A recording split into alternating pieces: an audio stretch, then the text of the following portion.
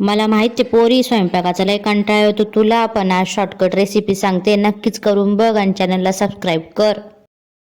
शिमला मिरची घ्यायच्या, चर चर कापायच्या, त्याच्यासोबत कोथिंबीर पण चरा चरा कापायची, सोबत त्याच्या शेंगदाणे भाजून शेंगदाण्याचा कूट, घाटी मसाला, हळद, मीठ, मिरची पावडर घ्या. आता कढईत टाकायचं तेल, चांगलं होऊ द्यायचं गरम, टाकायचं जिरं टाकलं का नाचू द्यायचं.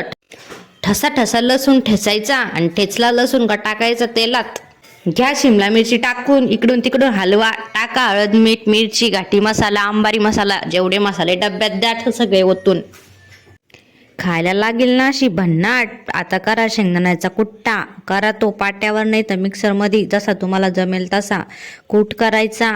शेंगदाण्याचा कूट थोडाच टाकायचा बरं का, मीठ टाकायचं पहिले, मग शेंगदाण्याचा कूट घालायचं, कूट थोडंसं घालायचं, नाही तर लागायची शेंगदाण्याचीच भाजी खायला. शिमला मिरचीमध्ये थोडेसे शेंगदाणे चांगले लागतात. कोथिंबीर टाकायची आणि चांगलं तिला नटवायचं आणि भाजी पाहायची कशी लागती. आणि माझ्या चॅनलला नक्कीच लाईक ठोकायचं आणि सबस्क्राईब करायचं. कमेंट करून सांग पोरी भाजी कशी लागते.